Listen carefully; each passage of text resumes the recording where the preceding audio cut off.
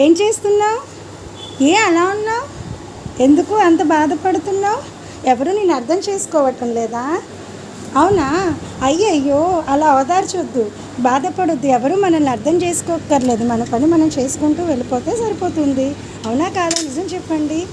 ఎవరు నన్ను అర్థం చేసుకోవట్లేదు. ఉదయం నుంచి ఎంత చేసినా చేయలేదు అని అంటున్నారు. ఎంత బాగా వండి పెట్టినా ఏం వండలేదు. ఏం చేసావు? అలా ఖాళీగా కూర్చోవడమే, ఎప్పుడు చూసినా ఫోన్ ఆడుకోవడమే అని అంటున్నారు. వాళ్ళు అలా అన్నారు, వీళ్ళు అలా అన్నారు అని మనం బాధపడకూడదండి. మన పని మనం చేసుకుంటూ వెళ్ళిపోవడమే.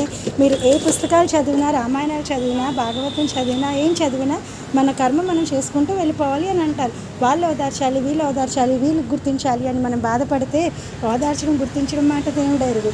ఇంకొంచెం ఏడిపిస్తారు. ఏమంటారు? అవునా కాదా? ఎవరి పని వాళ్ళు చేసుకుంటూ వెళ్ళిపోతే అదే మనం చేసే కర్మలు మంచి కర్మలు అనమాట. మనం తప్పు చేయట్లేదు. నీకు బాధ ఇదా అని అడగండి.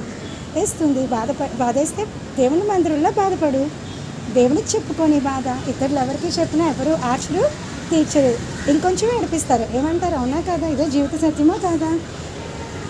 నీకు బాధ వచ్చిందనుకో, బాధపడుతూ టైం వేస్ట్ చేసుకోవడానికి దేవుడి దగ్గర చెప్పు.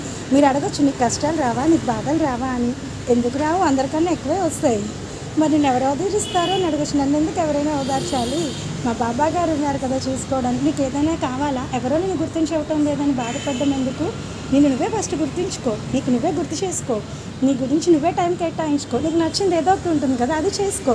దేవుడు ఇష్టమైతే భగవంతుని గీతాలు పాడు, వీడియోలు తీయడం ఇచ్చినట్టు వీడియోలు తీయి. నీకంటూ చిన్నప్పటి నుంచి తీర్చుకోలేని కోరికలు ఎన్నో ఉంటాయి కదా. ఒకటా రెండా? ఇంత వయసు వచ్చేసాక నాకైనా వచ్చింది అనుకోండి, ఎవరికైనా వస్తుంది కదా. ఈరోజు నాకు వస్తే రేపు నీకు వస్తుంది, ఎల్లుండి మన పిల్లలకి వస్తుంది, అంతే కదా. వయసు అన్నది ఎప్పుడు అలా కాలచక్రంలో తిరుగుతూనే ఉంటుంది కదా.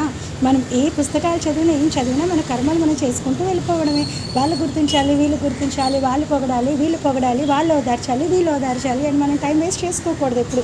ఏమంటారు ఫ్రెండ్స్? అంతేనా? మరి నీకు బాధ రాదా? అందరికన్నా ఎక్కువ బాధలు నాకే ఉంటాయి. మరి నువ్వు ఏడు, పర్వాలేదు. దేవుడి దగ్గర ఏడు, ఇంకెవరి దగ్గర ఏడొద్దు. నీకు గౌరవం కావాలనుకో, దేవుని మందిరంలో ఆశించు. నీ కష్టాలు తీర్చుకోవాలనుకో, దేవుడికే చెప్పు.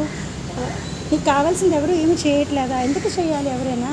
నీకు కావాల్సింది ఏదో, నువ్వు ఏ దేవుడిని నమ్ముకుంటావో ఆ దేవుడే చేస్తాడు. నువ్వు చేయవలసిందంతా ఏంటి? నీ కర్మను చేసుకుంటూ వెళ్ళిపోవాలి. వాళ్ళు అన్నారు, వీళ్ళు చెప్పారు, వాళ్ళు చెప్పారు, ఇలా అన్నారు, ఇలా తిట్టారు, అలా పొగిడారు, అవన్నీ ఎందుకండి? అదంతా వేస్ట్. నన్ను అడిగితే ఏంటి మాకు లెక్చర్ చెప్తున్నావా నన్నొద్దు, ఏదో చెప్పాలనిపించింది, మాట్లాడాను. అలాగే అందరికీ చిన్న చిన్న కోరికలు ఉంటాయి కదా. మీకు ఏది చేయాలంటే అది. మీకున్న ఖాళీ టైంలోనే, టైం లేదా ఒక అరగంట ముందు లేగండి, ఇంకా టైం లేదా ఒక అరగంట లేట్గా పడుకోండి. కానీ మనకంటూ మనం టైం కేటాయించుకోవాలి. అదే నిజమైన జీవిత రహస్యం. ఒక్కసారి చేయి జారిపోయాక ఎవరికి ఎవరి జీవితాలు తిరిగి రావు. ఏమంటారు ఫ్రెండ్స్? బోర్ కొట్టిస్తుందని అంటారు. Okay, bye, have a nice day.